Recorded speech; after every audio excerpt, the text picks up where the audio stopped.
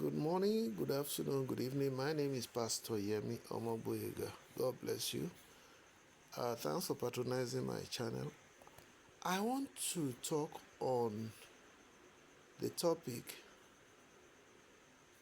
the trials of Traore and the fate of Africa. The trials of Traore and the fate of Africa. I've been watching events around President Ibrahim, Traore of Burkina Faso. And so far, so good that he's still alive. But one must admit that his trials are too many or too much for him. And that indeed his fate hangs in the balance. And by extension, the fate of Africa also hangs in the balance. I learned of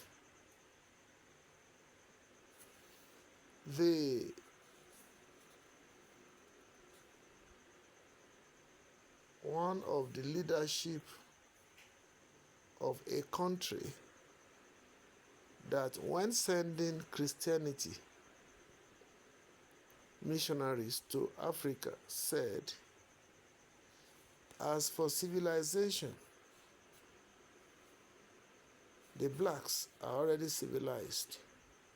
So don't talk about civilization. As for what constitutes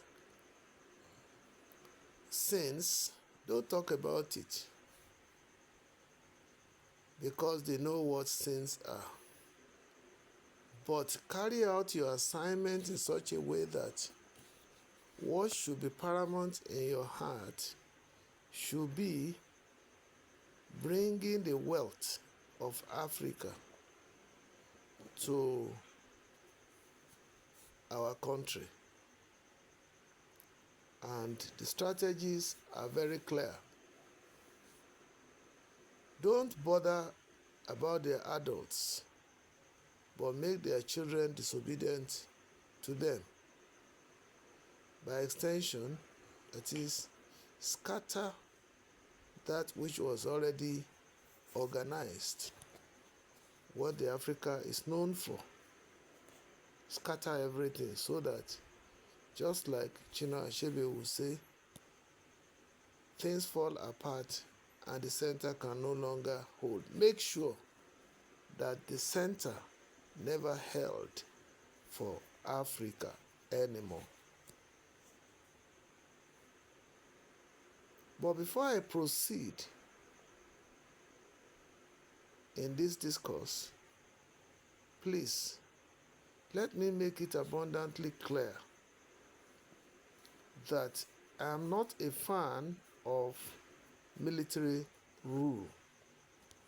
I am never a fan of military rule, because no matter, and I stand to be corrected now, no matter how benevolent or beneficial or profitable military rule may be, the other side of its coin is that it is not going to be profitable to the people in the long run. because everything is by fiat and democracy is better. But in Africa, we know that indeed I say that I met military rule as a form of governance or government in Nigeria that I was born in. And as at that time, that was in the 60s, and thereafter, we have series of military takeovers and so on and so forth. It is not the takeovers that actually bothers me. It is about what development did the military bring to Nigeria. Today, Nigeria is over 60 years old. We are still struggling to have something good to show for it. And because the military had never allowed democracy to reign, and every now and then when the military took over, it was like everybody comes to pursue his own ambition, especially at the leadership level, and the people are the worst for it. Number two, military rule brings about instability in governance, because hardly will you find continuity in governance. And military rule is bedeviled with corruption. In Nigeria, we have many examples of military rule. I think the only two that stood out that professed to fight corruption are the regimes of the late General Ramat, Murtala Muhammad, as well as that of the head of state then, who later became the president of Nigeria, President Muhammadu Buhari. And there was a shadow of trying to fight corruption during the regime of the ex-head of state, who later became the president of Nigeria, two-term president of Nigeria, that is President Obasanjo, who is still alive today. I think what qualifies him to be among this list is the fact that he set up a body called the EFCC,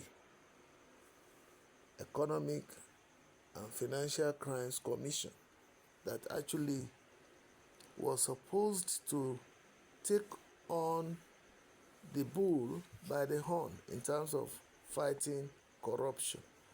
So outside these three head of states, there was every other regime was particularly silent on corruption, and corruption thrived.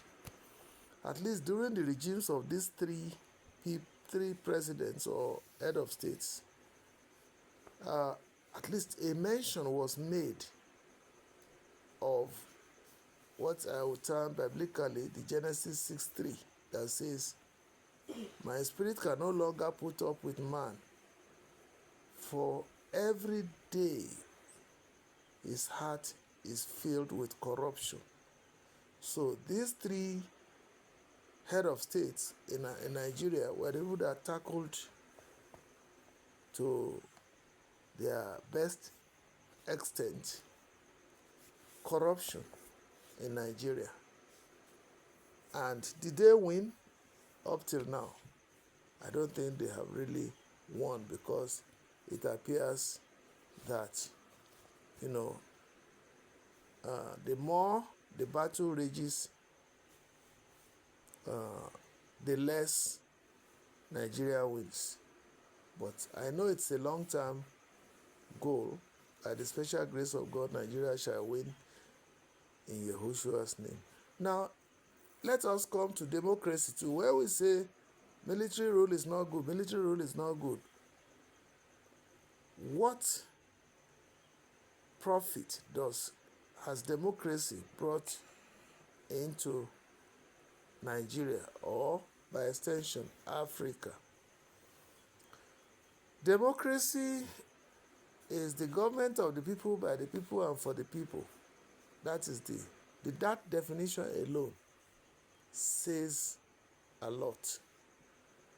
Because if democracy is about the government of the people,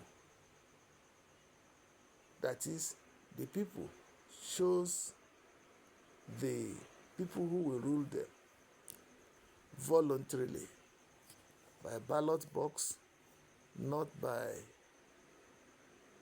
the guns. And then it is the government of the people, the government that the people elected. Then by the people themselves are the people governing themselves. That is, it is not khaki that is governing. It is not a reign of force. It's not a reign of terror.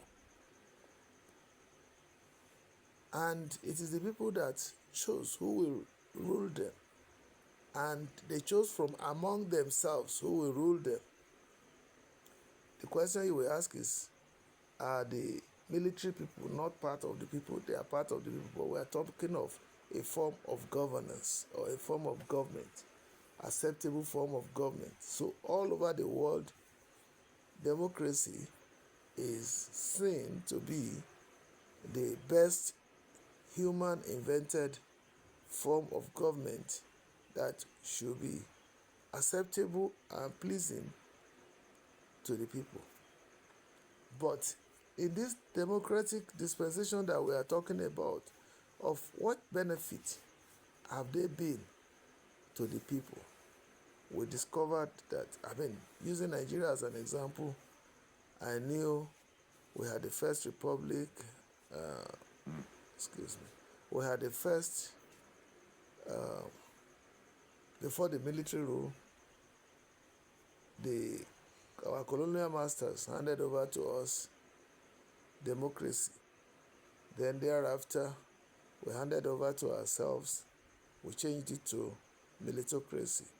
And from then on and on and on, and now it has been admixture of the military and the democratic dispensations. But today, in 2025, we are in democratic dispensation.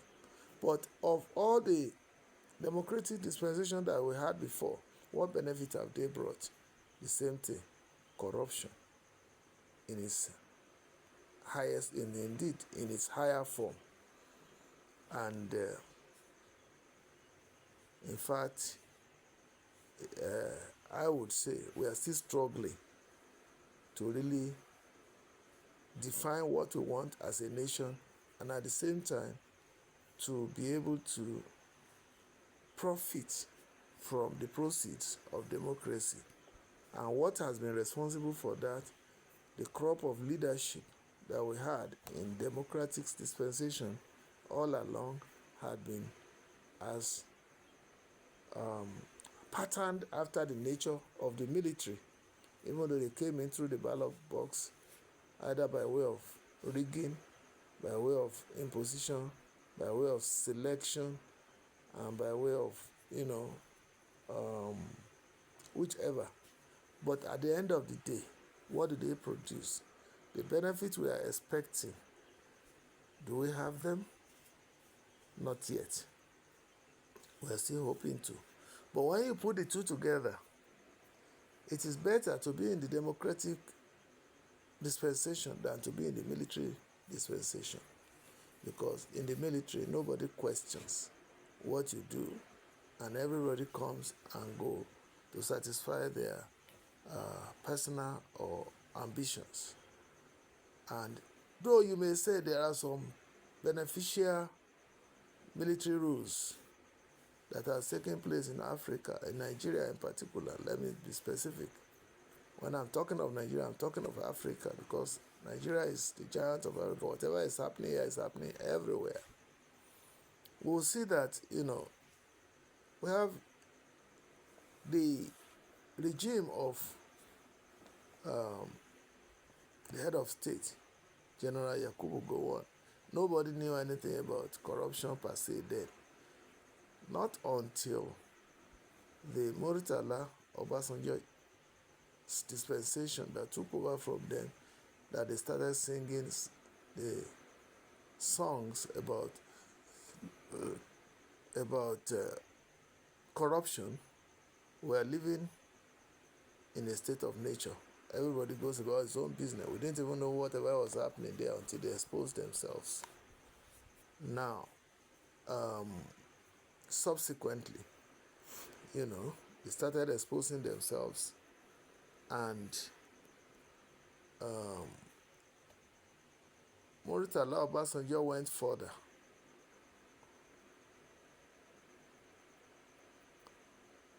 To say that, there was corruption in the previous regime, and they probed,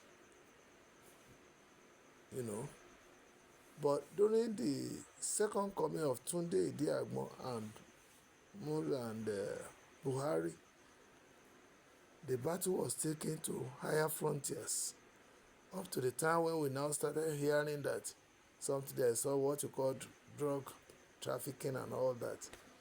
And at least to make a scapegoat of that, 2 people lost their lives suddenly. And of course, if it were under this democratic dispensation, they would not have lost their lives. They would have just gone to court and you'll be pursuing that for years until they are either freed or jailed.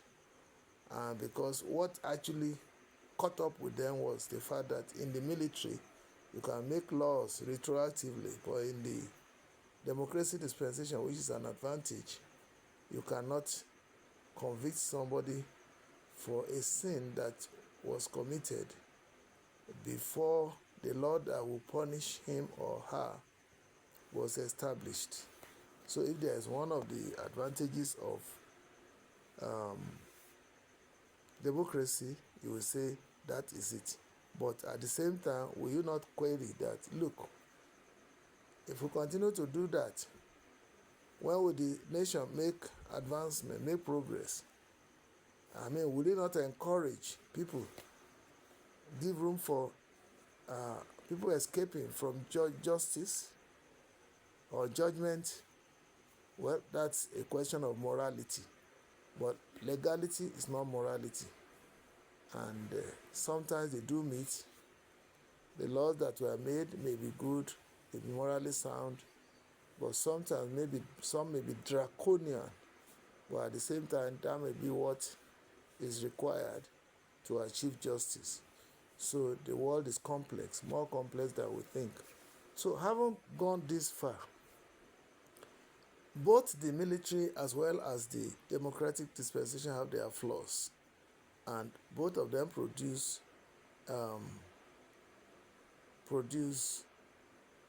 corruption, and the corruption itself, lingers on both sides. But the difference is this: under the military dispensation, you cannot query them, but under the democratic dispensation, you can query them, and you continue to make that changes until you get to your promised land, until you have the right people, the right leadership that will govern the nation such that they will arrive at their promised land. But under the military, it is different. That is why military does more evil than good to a nation. Forget about whether they give food to the people, whether they do everything. Military form of government is not the best. So when you now saw what happened, when we now had what happened in Burkina Faso, you could see that, you may want to justify, or we may want to justify, that the presence of President Traore in military form, taking position in Burkina Faso is an aberration. It's not something that ordinarily should be welcomed, but it happened. Now, how do we then get over this? A lot of games have been going on over this matter, and the one that actually touches me most is, should we throw away the baby with the bathwater? Yes, we don't want military rule anywhere in Africa, but unfortunately the situation surrounding Africa still encourages it. We don't know whether it is by way of love for the people or by way of pursuing personal ambition by those who took over. But the manifestation of their deeds will tell us, what it actually was. But no matter, as I said, no matter how well a military regime is, honestly speaking, people should be allowed to govern themselves democratically. However, I am totally against wasting human lives, whether be you in the military or be you in the democratic dispensation. All that I'm after, that I'm particularly prefer, is that we don't want the military, but let's put back the military into their barracks without necessarily killing them. We've lost lives in Nigeria. General Murtala Mohammed was wasted away by military coup, military to military, we know. And then Sir Ahmadu Bello, late Pa Akintola, they all died. But even among the military men, you know how many lives we lost in Oka's coup, and many like that. So there is a lot of bloodshed involved when it gets to military dispensation, and it has been happening. Remember the Libya case. Libya lost out also, lost Gaddafi. Even though, well, one may argue that one of the disadvantages of military or the military leadership is the fact that perpetuation of themselves in the office. Because left to me, Colonel Gaddafi ought to have left the office before he was finally exited by force. So, neither here nor there. Even in the military, we have the failed attempt of a president who was once a military leader and became the president, who did the first, second, and wanted the third term.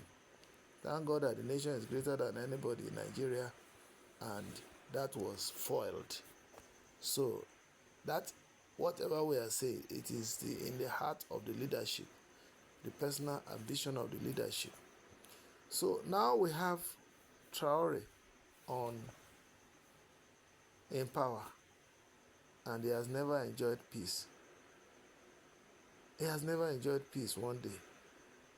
And we are seeing the reports, and it's obvious. But the one that is most pathetic there is that the fact that whether military or democracy, Africa is losing out. That is the focus. Africa is losing out.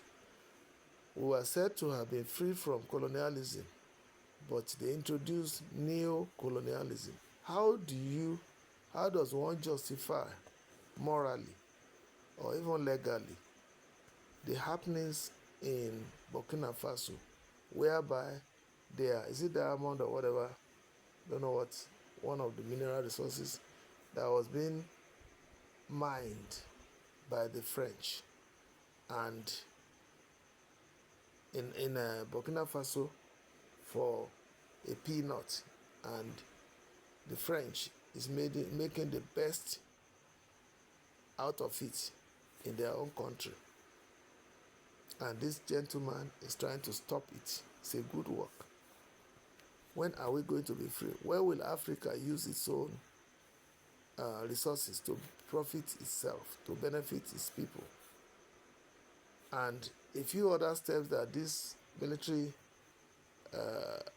junta is taking to ameliorate the people's problems. But if we look at it, how long will it last? Will it outlive Traore, or Burkina Faso is still going back to where it came from? That's one aspect of it. The second aspect of it is the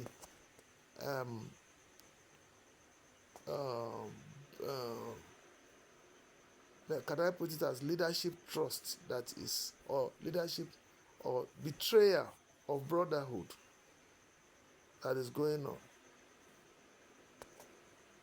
It's being alleged that the president of Nigeria is involved in trying to set up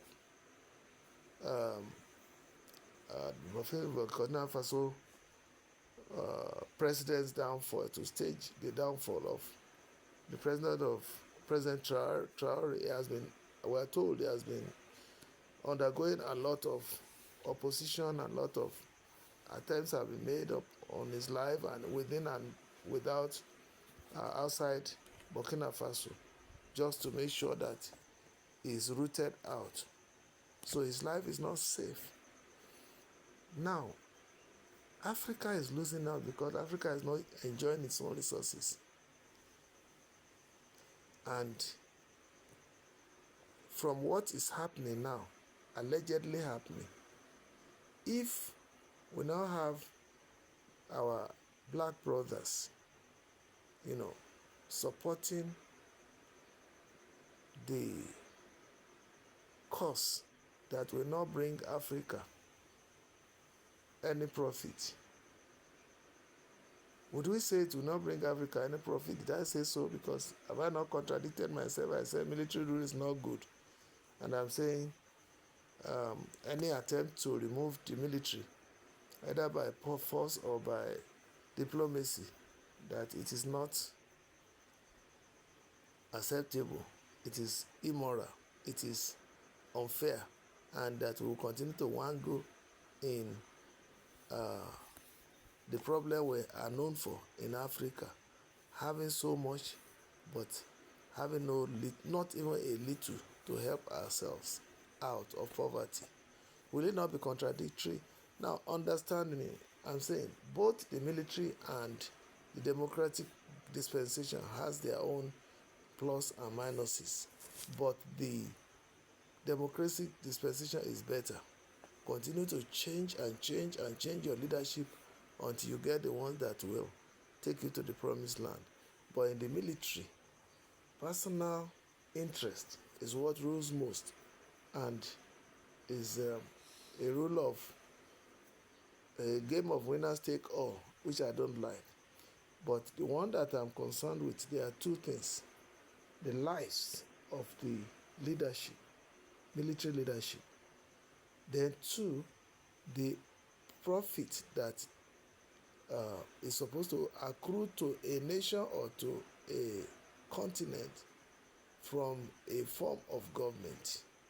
If we continue to have military rule, they may be temporarily beneficial, but in the long run, you will see that corruption will creep in and the nation will suffer a setback. So if we have a democratic dispensation, all we can easily do is wait until the ballot period and we change them. But that's not so. Until the military opts out by themselves, we can do nothing, no matter how terrible our situation might be.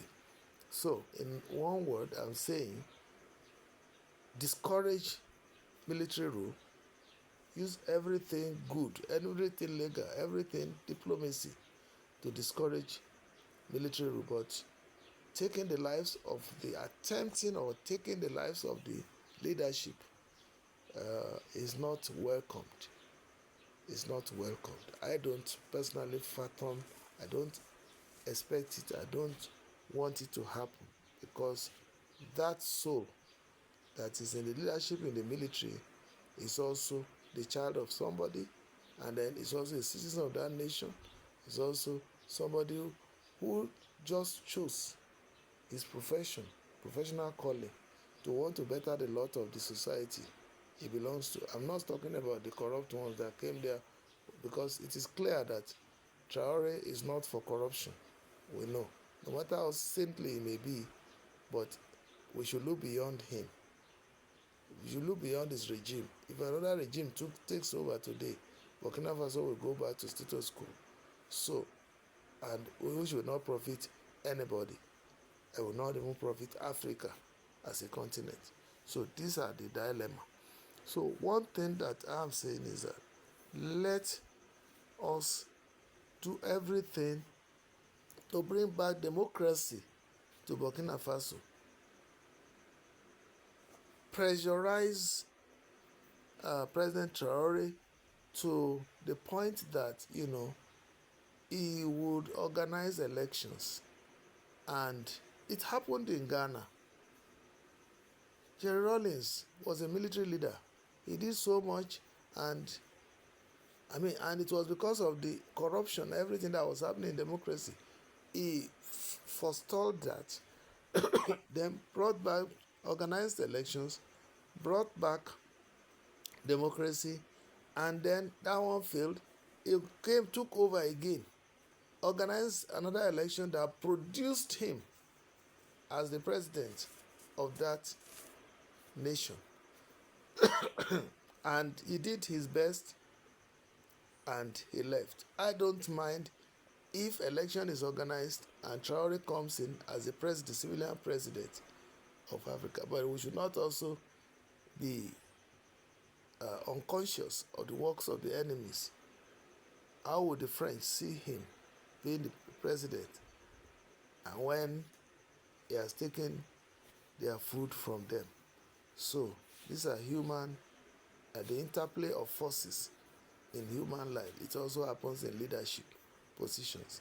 So my position is, let's look for a way to get this man to transit to democratic form of government, even if it's himself that is produced or any other person. What we're after is democratic government. I don't support the idea of setting traps for him, as was allegedly being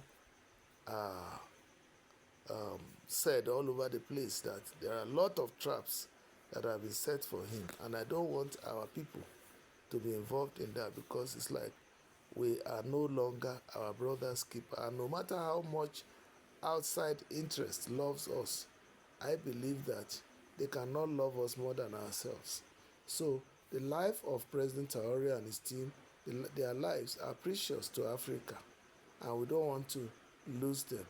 Therefore, let President Bola Ahmed Tinubu do away with the trapping strategy and begin to pressurize for democratic form of government to emerge in Burkina Faso. And this is where we can profit. Let's realize this, truly, there's no how much the forces from outside will love you, and then they give you what is best for them. No, they are interested in our mineral resources. They are interested in everything that we are. But, how much of their technology has successfully transferred to us? So long as we begin to continue to have this neocolonialism taking place in Africa, we shall never develop. That's the most pathetic side of it. Let us think twice. I urge President Bola Ahmed Tinubu to hands off the change, the present method, if at all he is involved, because you never can tell. But the documentaries we are watching is alleging all this. They are all like allegations. We are not close to power. You know how the power plays there, interplay of forces. But what is concerned is, let it not be that our black brothers betray themselves, be it in the military, be it in democratic form of government. Let us make sure that we do not betray ourselves. And at the end of the day, President Traore himself should be pleased, be considering returning to democratic form of government. Like I said, it happened in Ghana. Follow suit so that at least your life will be more secured and you will still achieve what you want to achieve. Set up a democratic system of government, then monitor it to see that it succeeded, just like Jerry Rawlings did in Ghana. This is my little contribution towards what is happening in Burkina Faso. Please, Africans, let us know that no outsider will love you to the point of giving their only begotten treasure to you. And do not join hands in further destroying Africa. God bless you. God bless you. Please subscribe to my channel and share these messages extensively well. We should not throw away Traore, who is our baby now, with the bathwater. He intends well, he is doing well, but let him transit well. And Traore himself should not attempt to perpetuate himself in office like Gaddafi did. The consequences will be severe. Like the Bible, there's a song that says, Christian, be wary. Christian, be wary, because you are in the midst of your enemies. And nobody escapes the capture or the captivity of an enemy easily.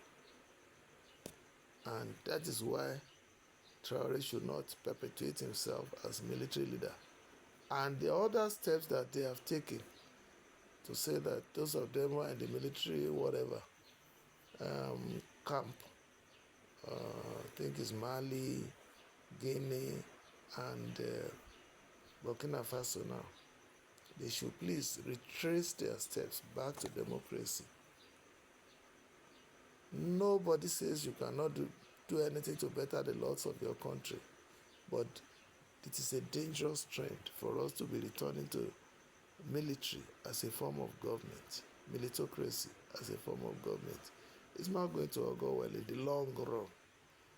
You may appear to be winning in the short term, and you can see what ended the lives of President Gaddafi. It's unfortunate. Let history not repeat itself. God bless you. Share, comment, press the notification button, like our videos. God bless you. Have a wonderful time.